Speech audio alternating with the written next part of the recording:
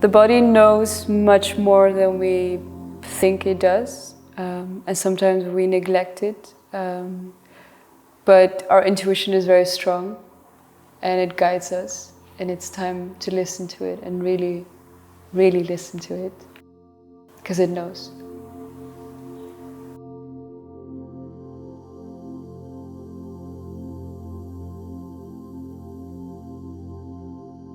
Currently we're here at Omstand. Omstand is a space for contemporary art. It's founded by Rob Groot-Zevert. It's in a former electricity building, so you still see a lot of traces from its original usage.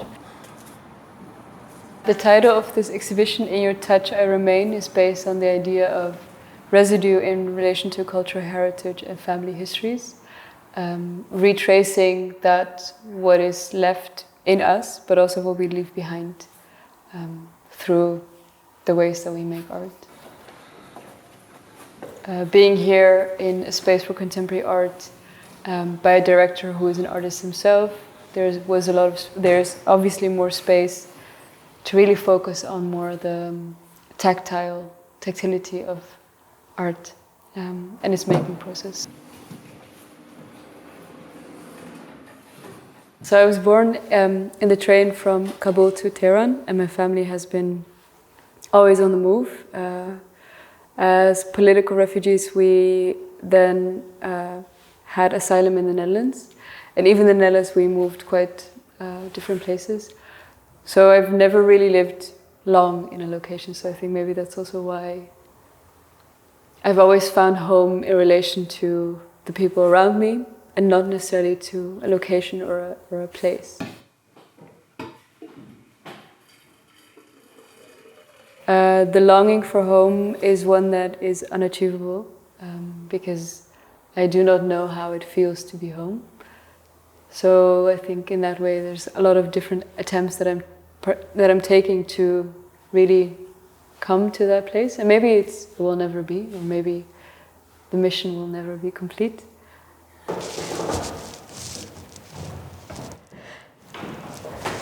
This is the work in gratitude, a plaster mold of a monument I made. As you can see, there are three staircase steps that go here in negative space, and I'm also standing on 3 staircase steps here and there. In the middle of the plaster mold, there is a door in negative space, and we see, like, if you look really closely, you see the negative imprints of a doorknob. This work is completely made out of model plaster, to really refer to the idea of having a mold, because usually in traditional mold making, the plaster is being used as basically the mold for a clay sculpture, and this is actually the mold. So if both these walls will be placed completely like facing each other, then you would be able to cast the 3 staircase steps and the door frame in either clay or another material. So what we see is basically the spaces that are created in negative space. So here's one step, a second step, and a third step. And you basically can actually even sit here, so it becomes even as a form of refuge, but you have to be careful for your head. So what we see is a model plaster that I've used. So in incredibly speed, even like a small plaster factory, we made the plaster. And as you know, plaster is something very smooth and soft, but once applied, it becomes incredibly hard very quickly. And as you see, there's these movements in the surfaces of the work. These are actually my hands, because I applied the plaster with just my hands, and I apply them in reassuring motions. So it's these softly reassuring motions, as if you would pat someone on the shoulder when they're in trouble or feeling not so well. For me, materials are really the thing that can connect. because you can really be seduced by the tactility, the colors, how it feels, how it smells, how it tastes, maybe even. And in that moment, and in that relation for me with the material, I hope that the love and maybe even the hate that was in that conversation can also be shown to the audience. I really do believe that there is a way of how specific energies or maybe histories or stories could actually be transferred through the hands. So that's also one of the reasons why it's very important for me to apply all the materials myself. So I ask for a lot of help with the making of each material, and in that sense we share all the ways of making that and create that together. But the real application itself is really a conversation between me and the material. In this case, it's my hands and plaster, or it's me and applying the halva or the chocolate, or sanding metal for 1,000,000 hours.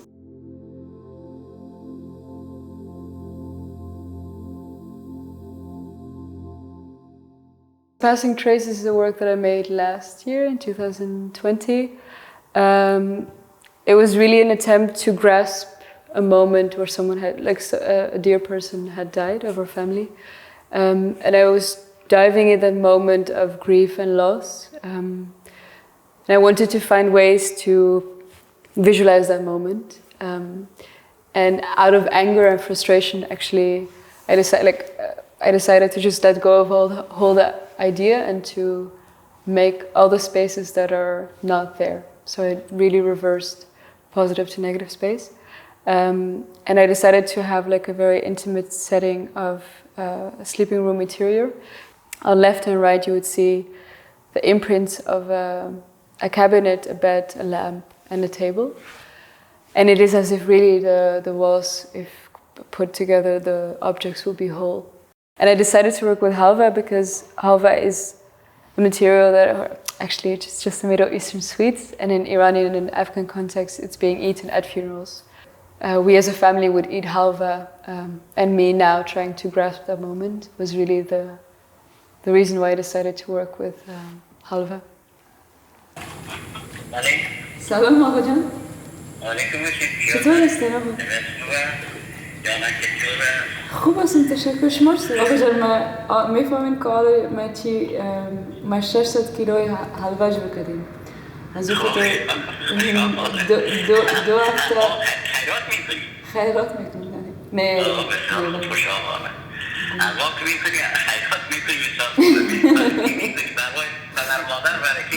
بر خودم هست بر خودم.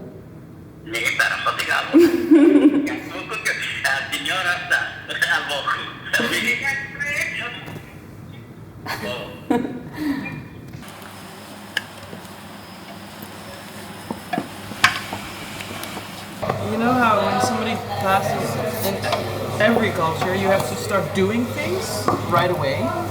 Yeah. Like I thought that it's more negative for me to see halva or to make halva or to eat halva, but it's always also very positive. Ja, maar wel echt heel mooi.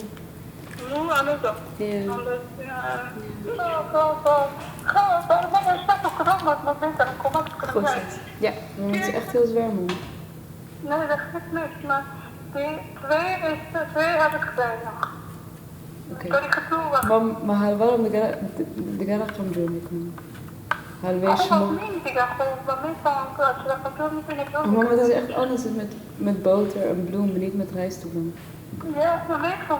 Nee, dat is allemaal zo. Je moet niet meer op de job, dat je. Ja. Dat is allemaal loyal. Je moet niet op de job. Ben je niet heel benieuwd hoe het eruit ziet, man? Ja, man. Dat is niet zo. Maar vond je 3 kilo halva jo kadim? Nee. تعال 6 ساعات.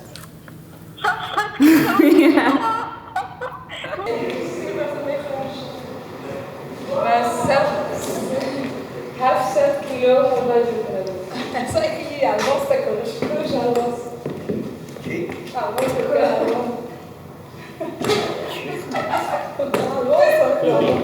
Já vou mostrar que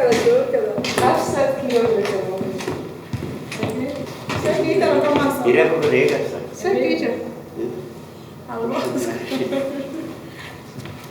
लेकिन खूब चीज वक्त Afreen directly तो body वाला चला कंटा body I'm busy fan kumakan Omada kumakan सादा आफरीन या kvar bara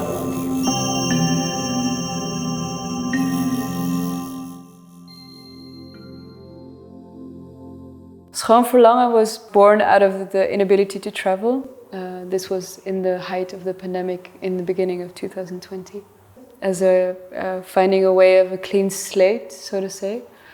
And I wanted to recreate that clean slate, so I used soap as material to refer to the notion of purification not purification, just cleaning and having a clear mind. We cut by hand 200 kilos of soap, so just with a knife, as if you would cut an onion.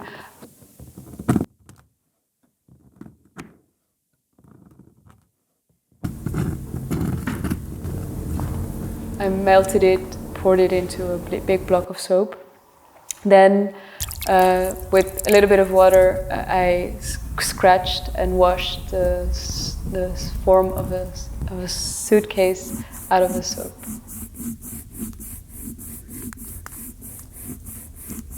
In Schoon Verlangen, but also in most of the works, because there's a lot of quantities of material to be prepared, and it's almost as if you would make dinner for 300 people. So together you just cut onions for hours, and in the moment of cutting the soap or making the plaster or preparing the halva, there's this moment of silence.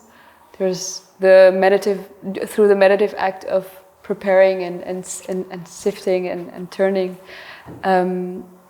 conversations arise, and you find ways to connect to one another because you're doing the same, actually very boring act over and over again. For me, chocolate has a lot of connotations. It's very delicate and sweet, and it looks beautiful, and it has this dark brown color, and at the same time it refers to mud and poop, and it has this very dirty, fatty connotation. I really admire to be in the middle of those contested areas, so that it's not one and not the other.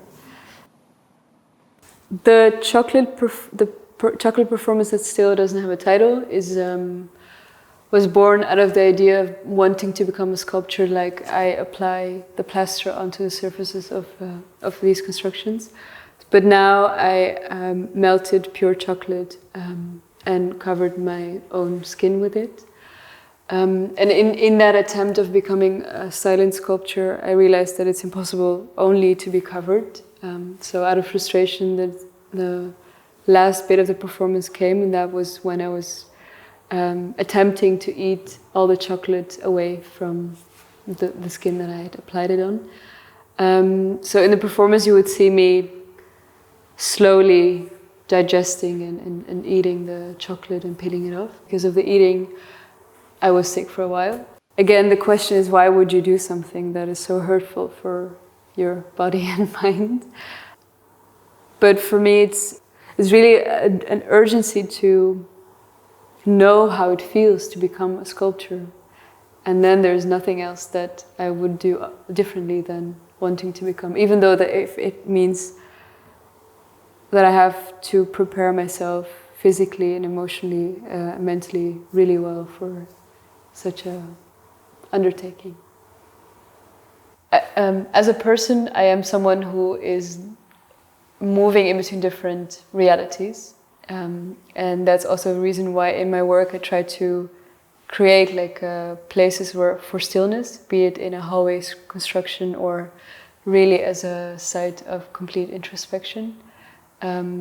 Being raised as someone who had to adapt to a different context, not being home in Afghanistan, but also not really being home in the Netherlands, made me always want to long for something that was always in between.